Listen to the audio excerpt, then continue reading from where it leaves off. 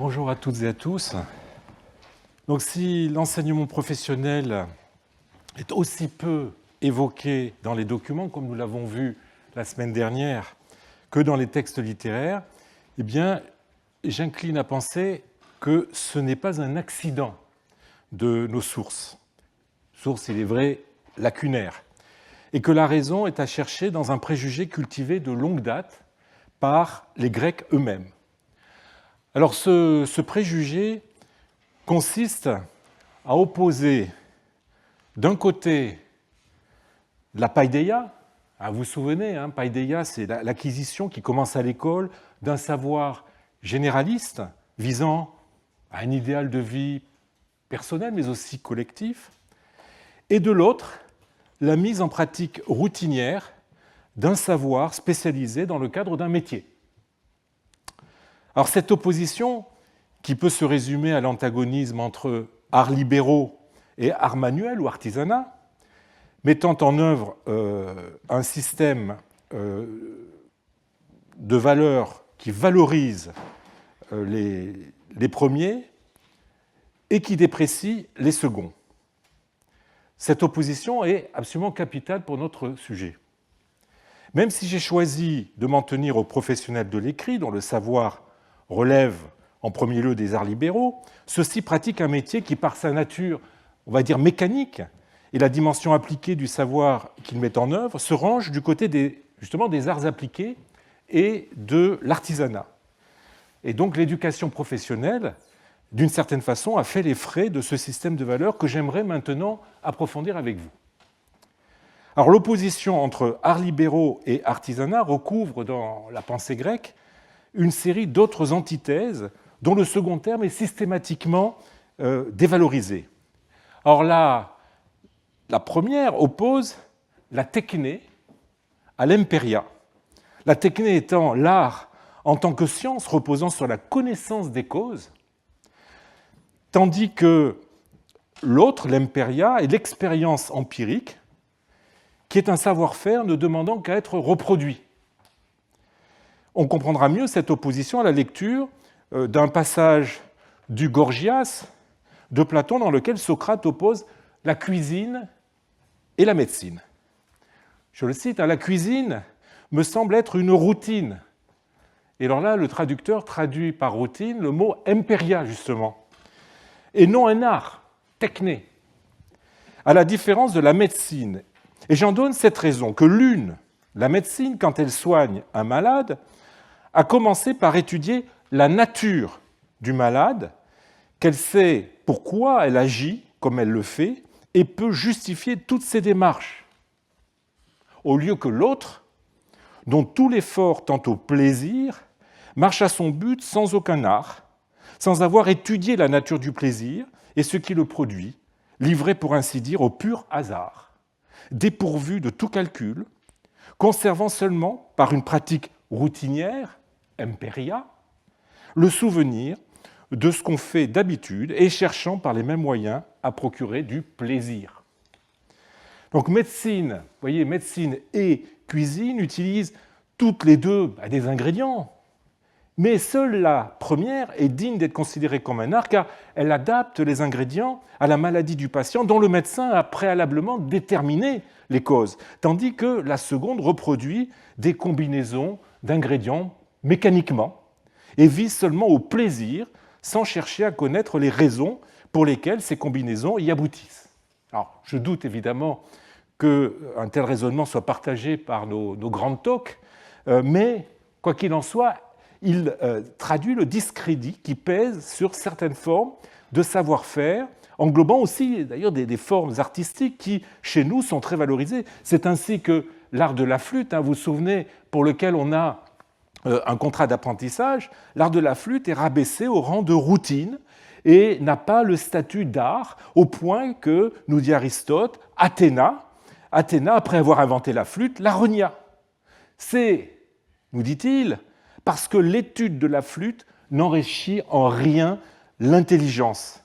Or, c'est à Athéna que nous attribuons la science épistémée et l'art techné. Et donc, évidemment, Athéna ne pouvait pas valider ce qu'était l'art de la flûte, puisque c'est une routine et non un art, non une épistémée.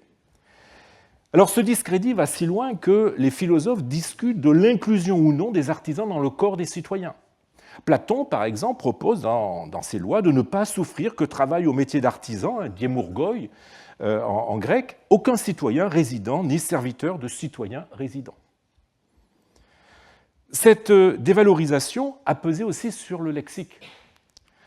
Si, à côté de termes qui peuvent mettre en valeur, selon leurs auteurs, la maîtrise de l'artisan, notamment il y a un terme qui signifie artisan qui insiste sur la techné, technites, ou sur son utilité publique, démurgos, qui vient de démos, le peuple, eh bien, le mot banosos, lui, qui désigne à l'origine un artisan du feu, prend un sens plus générique, artisan, qui est doté de connotations très négatives. Le banosos exerce un métier qui exige un effort physique, qui déforme le corps, en même temps qu'il mutile et dégrade l'âme, nous dit Platon. Le mot finit d'ailleurs par signifier quelque chose de vulgaire, grossier. De même, le mot épidifrios, qui caractérise les activités artisanales sédentaires, qui se pratiquent accroupies, finit par désigner des personnes de basse condition auxquelles l'empereur Justinien va jusqu'à refuser le droit de témoigner en faisant des espèces de sous-citoyens. Et le mot finit d'ailleurs par signifier, d'après une glose de la Souda, par signifier paresseux ou efféminé. Alors, autre opposition, les arts libéraux ont été considérés comme relevant d'une culture désintéressée, par antithèse à l'artisanat, avec l'artisanat qui implique une rémunération. Nous retrouvons là le fameux couple antinomique chez les latins osium, negocium, le premier désignant, comme son équivalent grec, scolé, qui a donné notre mot école, le temps pendant lequel une personne, loin justement des affaires, des négociats, peut se consacrer à des activités nobles comme l'étude.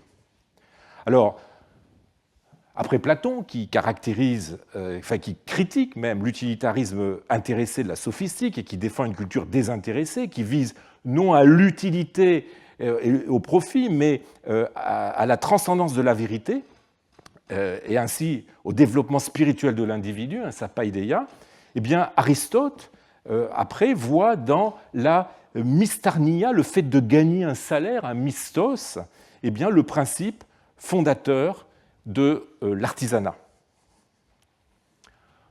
Or, la notion de gain a pu véhiculer un préjugé très défavorable qui oppose l'homme libre, cultivant son osium en toute indépendance, à l'artisan qui, parce qu'il est rémunéré, est au service d'un maître, et ainsi dépossédé de sa liberté. Je voudrais donner la parole à Cicéron dans le De Officiis, qui nous dit, concernant maintenant les professionnels et les métiers qu'il faut tenir pour libéraux, et ceux qu'il faut tenir pour vils, sordidi en latin, voici à peu près ce que nous avons appris. Premièrement, sont désapprouvés les métiers qui encourent la haine des hommes, comme par exemple celui des collecteurs d'impôts et des usuriers. Ensuite, sont indignes d'un homme libre et sont vils les métiers de tous les salariés dont on achète la peine et non les compétences. En effet, le salaire versé à des hommes est lui-même le prix de leur servitude. Doivent également être tenus pour vils ceux qui achètent à des marchands des produits qu'ils mettent aussitôt en vente. Ils ne réaliseraient aucun profit s'ils n'accumulaient pas les mensonges, et rien assurément n'est plus honteux que cette tromperie. Tous les artisans exercent une profession vile, car il ne peut y avoir de noblesse dans un atelier. Ce sont des mots très forts. Comme le note Edmond Lévy dans son étude sur l'artisan dans la politique d'Aristote, eh bien, la liberté étant liée à la libre disposition de son temps, le travail pour autrui est considéré comme une forme de servitude. Aristote affirme même que l'homme de bien, le politique et le bon citoyen ne doivent pas apprendre à pratiquer les travaux des sujets, sauf éventuellement pour leur usage personnel. Et dans une telle perspective, l'artisan joue le rôle d'esclave de la communauté, et, pour citer Aristote, pour les biens de première nécessité, les artisans et les têtes, ce sont des citoyens de dernière classe qui remplissaient des tâches de mercenaires et d'ouvriers à gages, les citoyens et les têtes sont à la communauté ce que l'esclave est au particulier. L'homme rémunéré, donc l'artisan, devient l'antithèse de l'homme libre, ce que les Grecs appellent le kalos kagatos, l'homme libre et cultivé, le kalos kagatos. Ce préjugé tire ses lointaines origines de la conception aristocratique que les Grecs se sont faites de l'éducation, véhiculant l'idée que l'esclave permettait à l'homme libre de s'affranchir des tâches avilissantes du quotidien et de se consacrer entièrement à une vie de loisirs raffinés, d'éducation et d'édification spirituelle. Un dernier préjugé permet de mieux comprendre le silence qui entoure l'enseignement professionnel. Il procède là encore d'une opposition entre la paideia, qui tend à une culture généraliste, je vous ai souvent parlé de l'enkuklios paideia, et vise à former un homme libre que rien ne limite, et la spécialisation technique qui implique un métier que cherche à dispenser l'enseignement professionnel. Un exemple entre mille de ce désaveu du renoncement à la culture générale nous est donné par Platon dans le Protagoras, attaque en règle de la sophistique, lorsque Socrate tient à un certain Hippocrate, qui veut devenir l'élève du sophiste Protagoras, les propos suivants. Tu t'es instruit auprès du grammatiste, donc le maître d'école élémentaire, du cytariste et du pédotribe, le professeur de gymnastique, non pour le rare en vue d'en devenir un praticien, et le mot grec est assez intéressant, c'est démiurgos, qui veut dire justement l'artisan, mais pour ta culture, paideia, comme il convient à un non-spécialiste et un homme libre. Et là, le terme que je traduis par non-spécialiste en grec, c'est idiotes, le simple particulier, justement, celui qui n'a pas de spécialisation. On notera que dans ce passage, Socrate oppose la formation généraliste d'un individu, donc sa paideia, à la spécialisation professionnelle, celle du démiurgos. Quant à la spécialisation technique, je ne donnerai qu'un exemple de sa condamnation, non plus chez Platon, mais chez son disciple Aristote, qui s'exprime aussi au sujet des instrumentistes professionnels. On a vu que c'était déjà le cas tout à l'heure au sujet de la flûte et d'Athéna.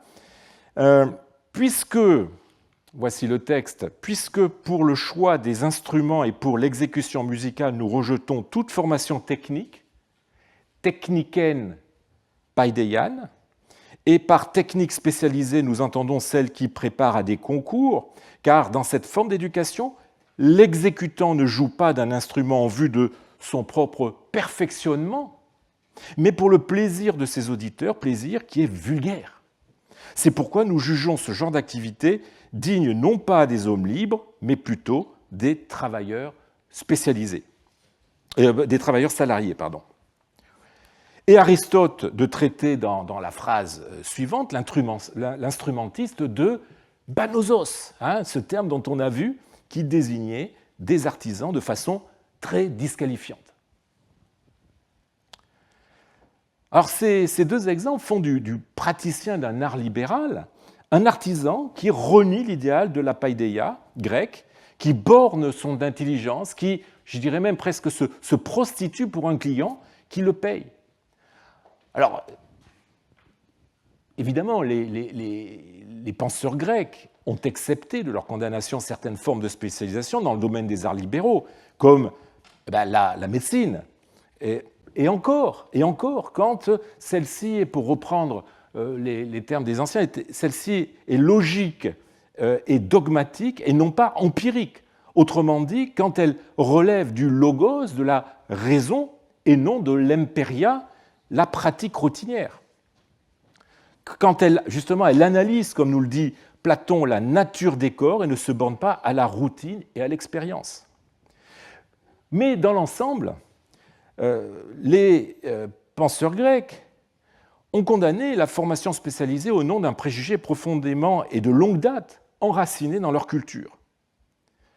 Henri-Irénée Marrou a très bien diagnostiqué cette prévention dans des lignes écrites au début de l'après-guerre, où le grand spécialiste de l'éducation antique n'hésite pas à confronter la conception grecque avec les bouleversements qu'avait connus la société d'alors, dans la première moitié du XXe siècle. Ce sont de très belles lignes que j'aimerais vous lire. L'idéal de culture classique est en somme à la fois antérieur et transcendant à toute spécialisation technique. Antérieur, l'esprit, une fois formé, est une force admirable, parfaitement libre, totalement disponible pour n'importe quelle tâche particulière.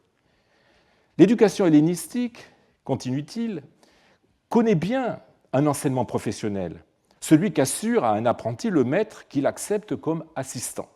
Mais l'esprit classique implique une certaine disqualification de cette adaptation limitée en sa portée des virtualités de l'esprit.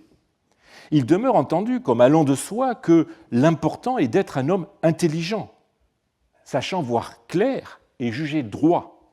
Quant au métier, ce n'est l'affaire que d'un effort d'initiation rapide. N'importe qui, pourvu qu'il soit de qualité, est pratiquement capable de faire n'importe quoi.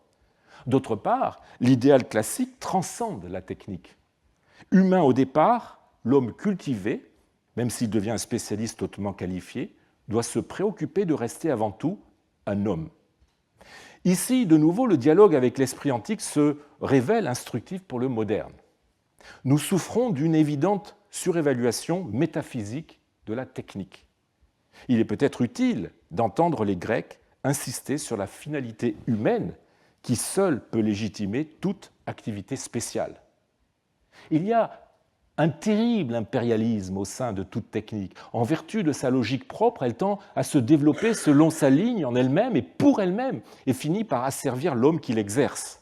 Qui ne mesure aujourd'hui, nous dit toujours Marrou, qui ne mesure aujourd'hui à quelle inhumanité peut conduire la science chez le savant, la biologie chez le médecin qui oublie qu'il doit guérir des hommes, la science politique chez l'homme d'État qu'une doctrine trop sûre rend si facilement implacable.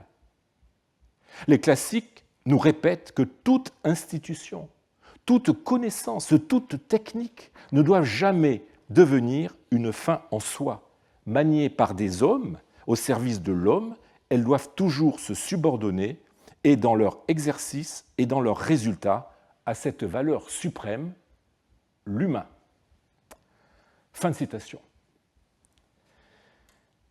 Eh bien, nul mieux que Lucien n'a davantage fait sentir ce préjugé anti-technique et anti-utilitariste à l'encontre d'activités pouvant être considérées comme une atteinte à l'idéal de la paideia. Alors, vous vous souvenez qu'il raconte dans un écrit que nous connaissons sous le titre de Songe ou la vie de Lucien, comment il avait choisi de devenir sculpteur en suivant un apprentissage dans l'atelier de son oncle. Alors, nous l'avons laissé la semaine dernière en pleurs, découragé, et renonçant à ce métier. Or, son récit ne s'interrompt pas là. Lucien fait un rêve qui donne la clé de son récit et qui apportera une illustration lumineuse à mon propos sur le discrédit de la formation professionnelle dans la mentalité grecque. Alors, le texte est un peu long, mais je crois qu'il est absolument décisif pour mon propos. Il me vint un songe, nous dit Lucien. 2 femmes, m'ayant pris les mains, me tiraient chacune à elle avec force et violence, si bien qu'il s'en fallut de peu qu'elles ne m'arrachassent les bras dans leur rivalité. Tantôt l'une l'emportait et m'avait presque tout entier, tantôt je passais de nouveau au pouvoir de l'autre. Elles se criaient l'une à l'autre. La première, je veux l'avoir parce qu'il est à moi. La deuxième, tu t'arroges en vain le bien d'autrui.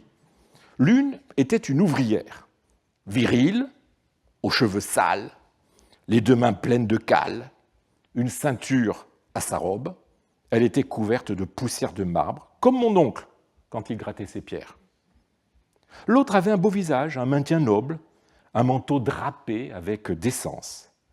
À la fin, elles s'en remirent à moi, pour juger de laquelle des deux je voulais être le disciple. Celle qui était d'aspect rude et viril parla la première. « Mon cher enfant, Je suis l'art de la sculpture. Et le mot grec qui est employé à cet endroit-là est hermoglyphiké techné, c'est-à-dire celui qui sculpte des Hermès. Vous savez, ces espèces de statues quadrangulaires qui portent une tête d'Hermès sur le dessus et qui souvent délimitaient des lieux. Je suis l'art de la sculpture dont tu as reçu hier la première leçon. Je suis une amie et une parente de ta maison, car ton grand-père, elle cita le nom du père et de ma mère, était sculpteur, et tes deux oncles ont grâce à moi une grande réputation.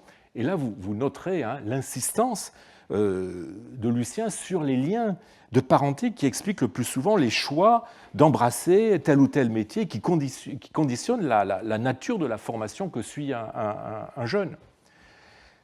Si tu veux t'abstenir des bavardages et des niaiseries de celle-ci, elle montrait l'autre, me suivre et t'attacher à moi, tout d'abord tu recevras une mâle éducation.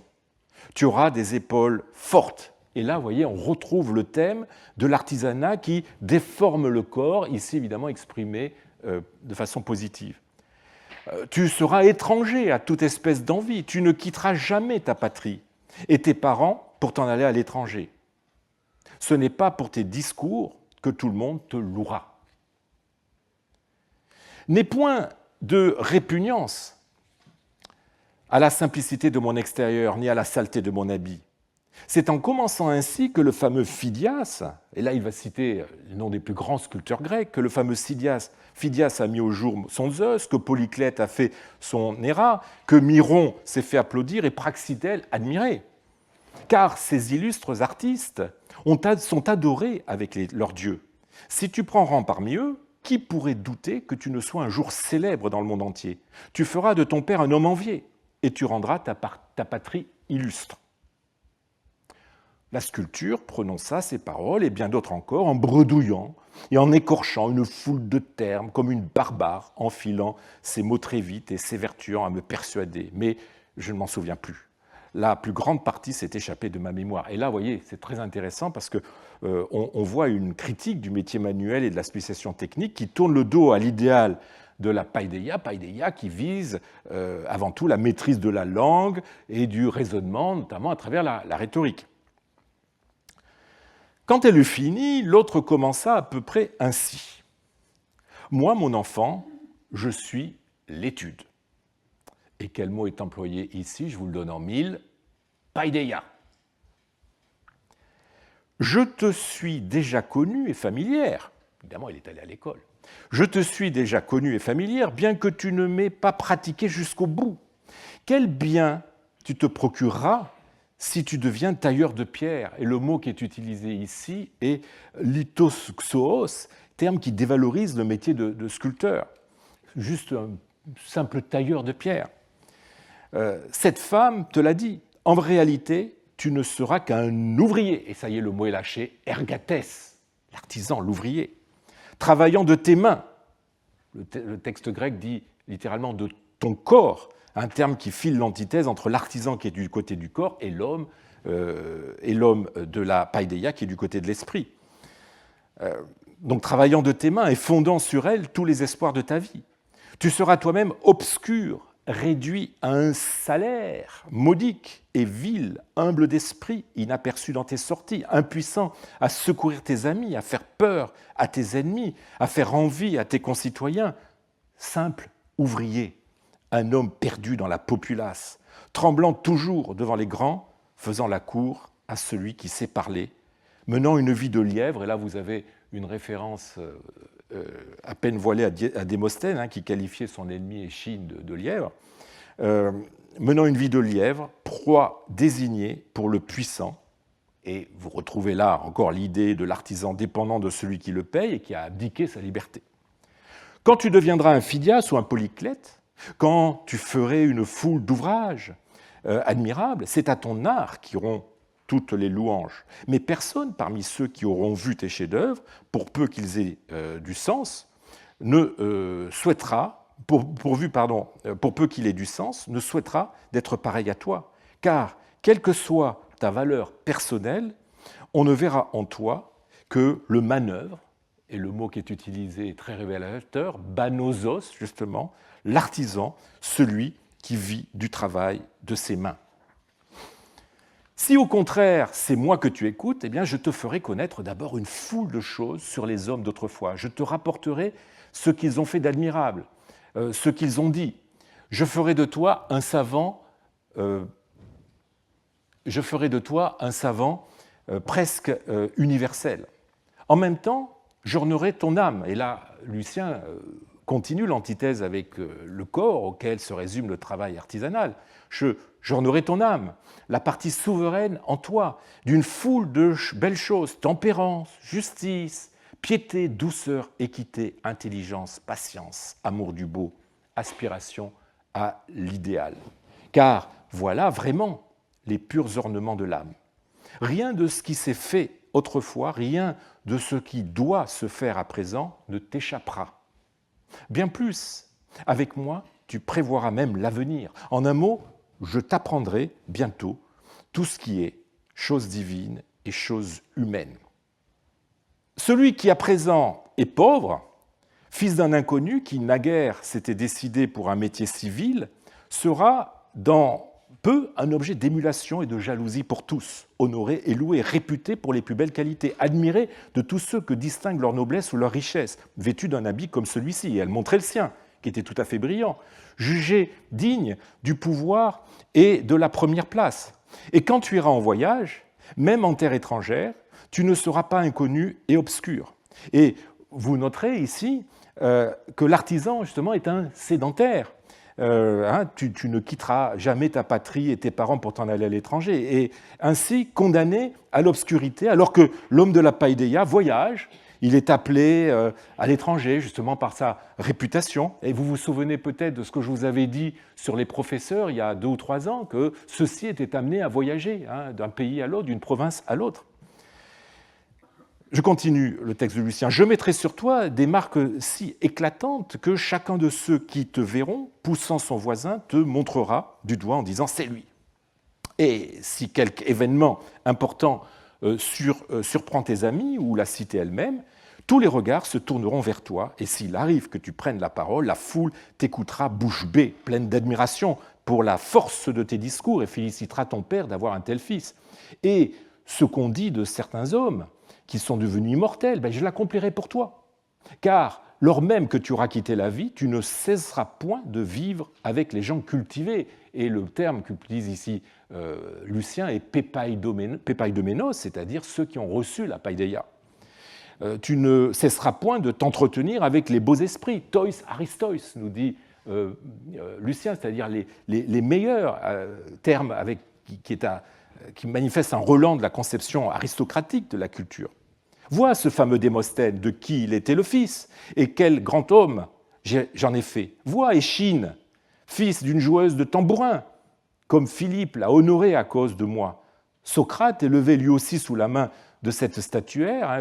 Il se trouve qu'on sait, certains auteurs comme Pausanias ou Diogène Laërce nous rapportent que Socrate a commencé une carrière de sculpteur. Socrate n'eut pas plutôt compris qu'il avait mieux à faire, qu'il s'enfuit de chez elle et passa de mon côté. Et tu entends comme il est célébré par tout le monde. Si tu laisses là ces hommes d'une grandeur et d'un mérite incomparables, leurs actions éclatantes et leurs discours vénérables, si tu renonces à une tenue décente, à l'honneur, à la gloire, à la louange, au siège d'honneur, au pouvoir, au commandement, à la réputation d'orateur, aux applaudissements du haut génie, tu n'as plus qu'à revêtir une mauvaise tunique malpropre, qu'à t'accoutrer en esclave, toujours le thème de l'artisan qui n'est pas un homme libre, qu'à prendre en main levier, ciseaux, couteau, burin, puis la tête baissée sur ton ouvrage, penchée, courbée vers la terre et à baisser de toute manière, ne relevant jamais la tête, façon, là encore paroxystique, de stigmatiser la sédentarité de l'artisan dont le travail assis par terre est symbolique en fait de sa position socialement inférieure. Étranger à toute pensée mâle ou libre, tu ne songeras qu'à tes ouvrages pour leur donner de l'harmonie et de la grâce. Quant à devenir toi-même harmonieux et gracieux, tu n'en auras nul souci et tu te rendras toi-même moins estimable que les pierres. Elle parlait ainsi. Elle parlait encore que sans attendre la fin de son discours, je me levais, prononçais ma décision, et quittant cette laide ouvrière, je passais du côté de l'étude, de la paideia.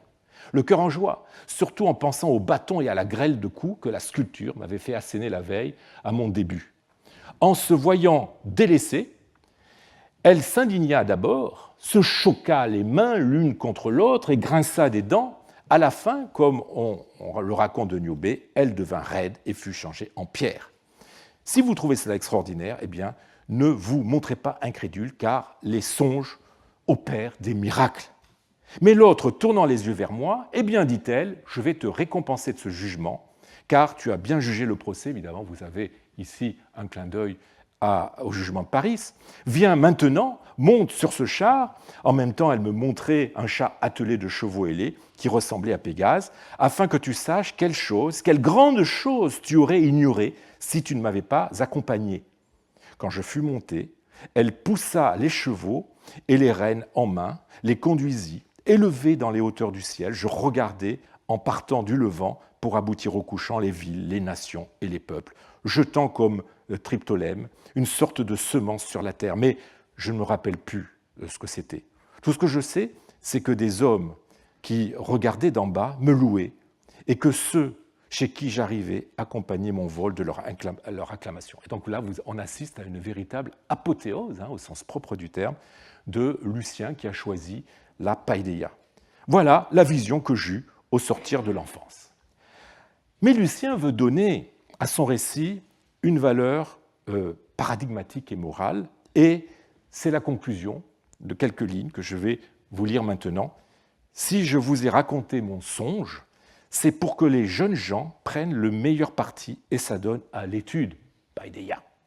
Surtout ceux que la pauvreté inspire mal et incline vers le pire, et qui sont prêts à gâter un naturel qui n'est pas sans noblesse. Ceux-là, j'en suis sûr, se serviront, encouragés par mon récit, et ils se proposeront mon histoire comme un exemple qui s'applique à eux, en considérant de quel point de départ je me suis élancé vers la plus belle carrière et me suis attaché à l'étude, paideia, sans me laisser décourager par la pauvreté qui me pressait alors, et quel enfin je suis revenu vers vous, non moins illustre, pour ne rien dire de plus qu'aucun tailleur de pierre. Alors vous voyez, c'est un texte absolument magnifique qui synthétise en une mise en scène extrêmement vivante et évocatrice toutes les valeurs qui entourent les arts manuels et les arts libéraux, dans un contraste saisissant qu'elle met ici en valeur justement grâce au recours à l'allégorie ou à la prosopopée. Et pourtant, ce n'est pas un obscur métier artisanal qu'a choisi Lucien comme faire valoir de la paideia, mais celui de la sculpture qui relève de l'art et qu'on aurait pu croire épargné justement des critiques pesant sur les arts manuels.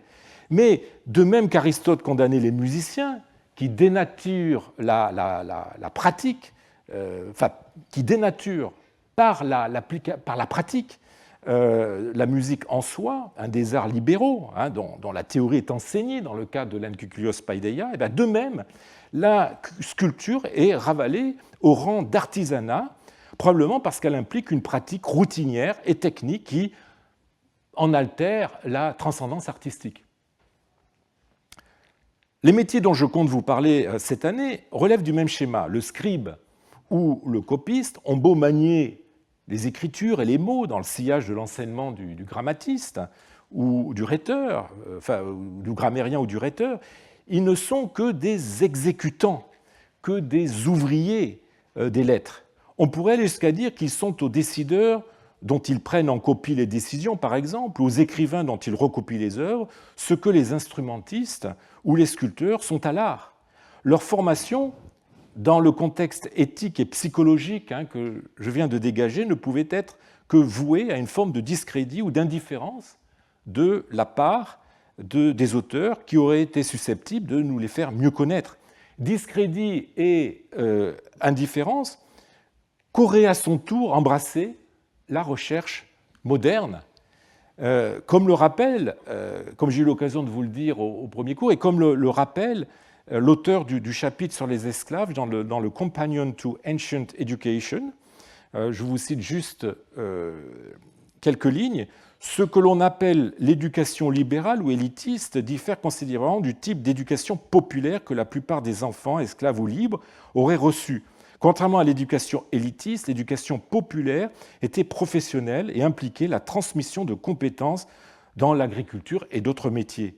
Bien que l'éducation populaire ait donc été beaucoup plus répandue, et c'est là ce sur quoi je voudrais attirer votre attention, les études modernes ont tendance à refléter nos sources qui se concentrent principalement sur les préoccupations des couches les plus riches de la société antique. Alors un tel état d'esprit qui plonge ses racines, on l'a vu, dans une vieille tradition aristocratique grecque, ne pouvait toutefois que se retrouver de plus en plus en décalage avec l'évolution politique, avec l'évolution scientifique du monde gréco-romain sous la domination romaine. C'est d'ailleurs ce que nous dit expressément l'auteur anonyme du De Rebus Bellicis, un traité sur les machines de guerre utilisées par l'armée romaine et datable du troisième quart du IVe siècle. Alors, l'auteur anonyme qui, comme nous le dit l'éditeur de ce texte dans la collection des universités de France, Philippe Fleury, qu'il présente comme un particulier, autrement dit justement un non-spécialiste, et comme il le martèle constamment dans son texte, inspiré par le loisir et pas trop étranger au côté pratique des choses, eh bien, cet auteur débute son texte presque avec les mots que vous avez à l'écran. Il est en effet évident pour chacun que ce ne sont ni une très haute noblesse, ni une abondance de richesses, ni les pouvoirs liés aux magistratures, ou une éloquence littéraire qui ont apporté quelque chose aux techniques, y compris même à l'invention des armes, mais seulement la puissance de l'intelligence qui est la mère de toutes les qualités et qui repose sur une heureuse prédisposition naturelle. Nous voyons bien que cela se produit sans choix des personnes, car alors que les nations barbares n'ont pas la puissance de l'éloquence ni l'éclat des fonctions officielles, ces gens, la nature aidant, ne sont pourtant pas du tout considérés comme étrangers aux inventions pratiques. Et là, vous avez une remarque qui est assez intéressante, qui montre l'évolution de l'image que les Romains se sont faite en matière de capacités techniques, l'image que les Romains se sont faite des barbares dans le domaine de la technique. Au 1er siècle, Sénèque et Tacite les considéraient comme ignorants dans le domaine de la mécanique militaire, alors qu'au 6e siècle, donc après notre auteur, Procope de Césarée rappelle que les Romains demandaient de l'aide à leurs alliés barbares, les Sabiriens, pour venir à bout des remparts de Pétra. Donc à l'époque de l'auteur de ce traité, on reconnaît un savoir-faire technique aux barbares, mais encore guère, en fait, une capacité d'innovation. Et que nous dit ce texte, finalement ? La paideia, à laquelle fait allusion l'expression « l'éloquence acquise par les lettres », n'est pas suffisante en soi pour aboutir à des progrès techniques. L'esprit de technicité n'a rien à voir avec la culture générale enseignée à l'école, comme le montrent bien les barbares, justement, qui ne savent même pas le latin et le grec, qui est le fondement de la paideia. Et cet esprit de technicité, eh bien, il doit être cultivé spécifiquement. Ce décalage entre les missions de l'éducation traditionnelle et les besoins actuels, ce sont avant tout les Romains qui vont y rendre les Grecs de plus en plus sensibles et leur apprendre à le combler. L'éducation romaine, qui bénéficier d'une tradition pédagogique originale, tout en s'hellénisant au contact des Grecs, de leur culture et de leur population, va en retour influencer peu à peu la paideia grecque à la faveur de la conquête romaine et de la romanisation des provinces orientales de langue grecque, comme l'Égypte. Cette influence, en essayant de réduire l'hiatus entre école et vie professionnelle, se traduit par un tour plus pratique donné à l'enseignement. Et Sénèque ne critiquait-il pas déjà l'inanité d'une école déconnectée du réel. En concluant avec regret une des lettres adressées à Lucilius, nous émoussons sur des choses vaines les subtilités de notre esprit. Tout cela ne fait pas des hommes de bien, mais des doctes. Nous étudions non pour la vie réelle, mais pour l'école. L'esprit latin va chercher à réconcilier l'enseignement avec la vie professionnelle en faisant du premier une propédeutique à la seconde.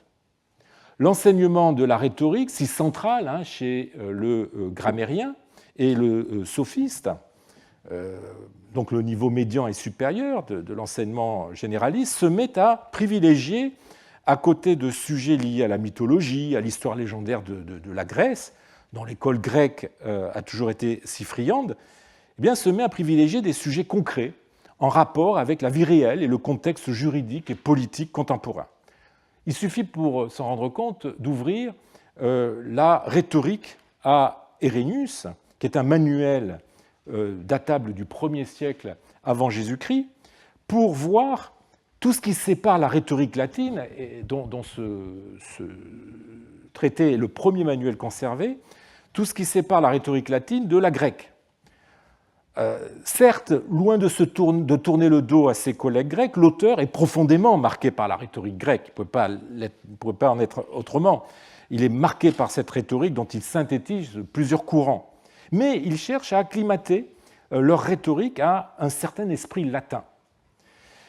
Dès son préambule, il affecte de mépriser ses prédécesseurs grecs qui ont privilégié une érudition inutile pour insister sur l'application concrète et la dimension la plus pratique possible.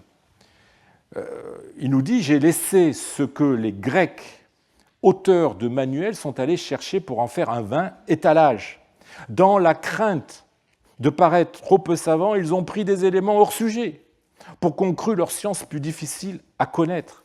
Pour moi, en revanche, j'ai adopté ce qui me paraissait en rapport avec l'art de la parole. » Maintenant, pour ne pas prolonger à l'excès mon propos, et vous voyez, en fait, il arrête son préambule très très vite, il fait une introduction à son traité extrêmement courte et qui fait preuve d'une sobriété toute romaine et volontairement anti-rhétorique. Donc, pour ne pas prolonger à l'excès mon propos, je vais aborder le sujet après avoir fait observer ce point important. La théorie, sans la pratique assidue de la parole, n'est pas d'un grand secours. Tu comprendras ainsi qu'il faut mettre en application dans des exercices ces préceptes abstraits. Et la nécessité de s'exercer, de l'exercitatio, est souvent martelée par l'auteur. Et le reste de ce manuel est à l'avenant. Renonçant à s'en tenir uniquement aux exemples mythologiques cultivés par les Grecs, l'auteur fait entrer le présent dans les exemples traités. Le texte fourmille de cas réels empruntés à l'histoire récente. Par exemple, faut-il accuser celui qui a tué le tribun Publius Sulpicius, même s'il dit l'avoir fait sur les ordres des consuls?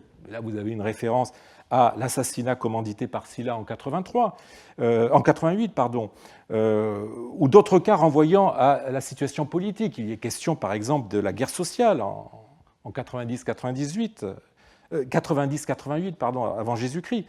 Sont prises en compte aussi les situations concrètes du discours, dans ce qu'elles ont de plus connecté avec le réel, lors d'un procès, au Sénat, devant un général ou un conseil militaire. L'éloquence ne dédaigne jamais le contexte juridique pour autant que, nous dit l'auteur, les états de la cause sont au nombre de 3, l'état conjectural, l'état légal, l'état selon le droit. Ainsi, l'auteur aborde-t-il des cas relevant du droit maritime ou du droit successoral. Et on ne s'étonnera pas justement de la présence forte de l'arrière-plan juridique dans un manuel de rhétorique écrit dans la langue même des inventeurs du droit romain. Ce droit qui va s'imposer à toutes les provinces qui vont passer sous la domination romaine. La mise en place d'une administration romaine dans l'ensemble de l'Empire et la nécessité de diffuser et de faire observer le droit romain à partir du moment où l'ensemble des populations sont assimilées au corps des citoyens, ce qui se produit avec la constitution antoninienne de 212, eh bien, tout cela oblige l'État romain à recruter un personnel qualifié qui connaisse le latin et le droit. J'aurai l'occasion de revenir sur ce point plus longuement. La paideia grecque, qui privilégie un idéal de connaissance généraliste aux dépens de la spécialisation et de la technicité, est un frein au développement d'un État bureaucratique qui, pour répondre à ses besoins d'efficacité, se retrouve dans la nécessité d'infléchir la conception quelque peu dépassée d'éducation libérale grecque en créant des filières qui lui permettent de former assez tôt de futurs juristes, de futurs fonctionnaires prêts à rejoindre les rangs de son administration.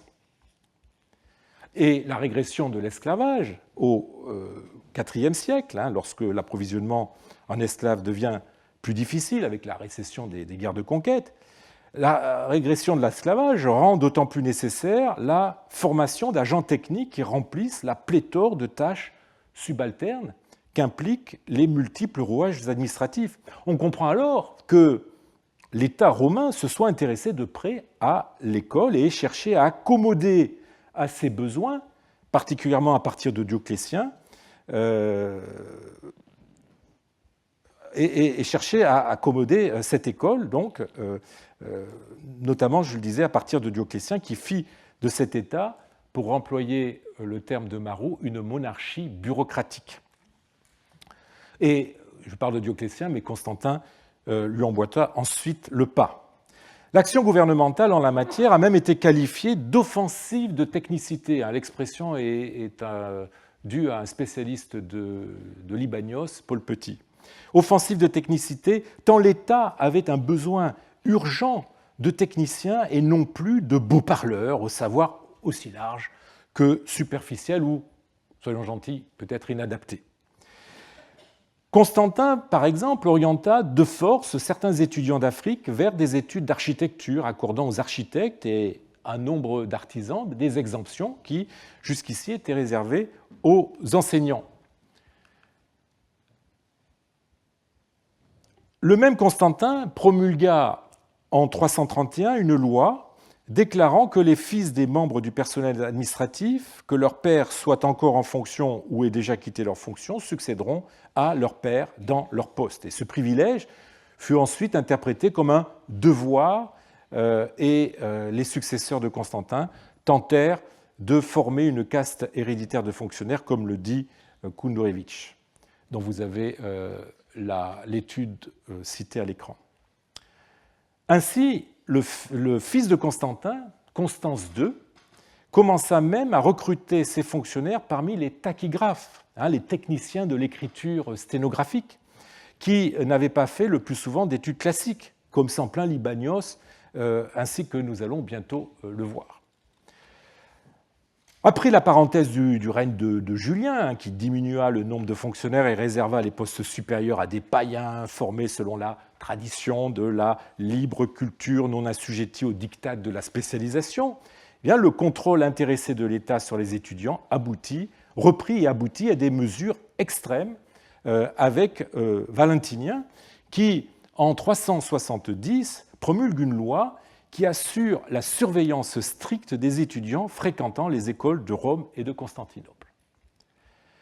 Toutes les personnes qui viennent dans la ville dans le but d'étudier doivent, dès leur arrivée, présenter aux responsables du fisc les documents écrits, requis, émis par leurs juges provinciaux respectifs qui doivent leur accorder le droit de venir dans la ville. Ces documents doivent contenir le nom de la municipalité d'origine de chaque étudiant ainsi que son certificat de naissance et des lettres de recommandation attestant de ses résultats scolaires élevés. Vous voyez, les lettres de recommandation, ça existait déjà. En deuxième lieu, immédiatement après leur inscription, les étudiants doivent indiquer la profession qu'ils ont l'intention d'étudier. En troisième lieu, le bureau d'évaluation fiscale doit soigneusement enquêter sur la vie des étudiants dans leur lieu d'hébergement afin de s'assurer qu'ils consacrent effectivement leur temps aux études qu'ils affirment poursuivre. Ces mêmes fonctionnaires chargés de l'évaluation fiscale avertiront les étudiants qu'ils doivent se comporter dans leurs assemblées comme des personnes qui considèrent qu'il n'est pas de leur devoir d'éviter une réputation honteuse et scandaleuse et de mauvaise compagnie que nous considérons comme la pire chose après la criminalité proprement dite. Les étudiants ne doivent pas non plus assister trop fréquemment à des spectacles ni prendre part à des beuveries inopportunes. Et la fin de la loi, en fait, nous montre bien quelle était l'intention réelle de l'empereur. Les registres seront envoyés chaque année au bureau de notre Clémence, c'est-à-dire nous, afin que nous puissions prendre connaissance des mérites et de l'éducation des différents étudiants et juger s'ils pourraient un jour nous être utiles. Il s'agit donc, vous voyez, de capter une partie des étudiants méritants en les détournant des voies traditionnelles pour les rabattre dans les administrations. Et deux figures sur lesquelles j'aurai l'occasion de m'attarder plus longuement lors d'un prochain cours incarnent ce renouvellement et témoignent du virage que prend l'enseignement avec l'introduction des filières spécialisées aux dépens de la filière classique du rhéteur. Alors la première, c'est celle du scholasticus. Le grec a repris le terme sous la forme scholastikos, celui qui a fait des études de droit pour entrer dans le barreau, voire pour obtenir de hauts postes dans l'administration impériale. Justement, cette administration qui recrute ses cadres, notamment les gouverneurs de province, de plus en plus parmi les avocats, comme le rappelle cette loi de Théodose II, qui est reprise par Justinien au VIe siècle. On pourrait citer comme cas de scholasticos célèbre qui est monté comme ça, qui a gravi les échelons de la carrière administrative, eh bien le chrétien Zacharie le scolastique. Justement, Zacharie le scolastique, son ancien métier de scholastikos est devenu son surnom. C'est lui qui est devenu ensuite évêque de Mytilène. Donc c'est un personnage qui a vécu entre les années 460 et 550, et qui, alors qu'il était à Alexandrie pour étudier la rhétorique, décida justement de partir à Beyrouth, à Beyrouthos, faire son droit avant de faire carrière à Constantinople comme avocat puis comme fonctionnaire. La seconde figure, à un échelon inférieur, est celui du tachygraphe. Alors là aussi, j'aurai l'occasion de revenir sur le tachygraphe, le sémoiographos en grec, et les exercices qui permettent de se former à la tachygraphie.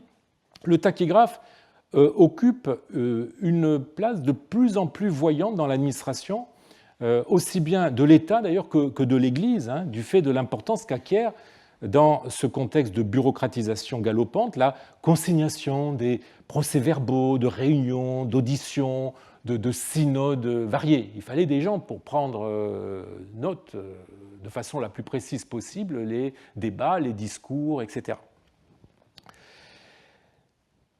Cette spécialisation attire d'autant plus qu'elle devient, on l'a vu depuis Constance, un marchepied pour des fonctions administratives plus qualifiées et rémunératrices.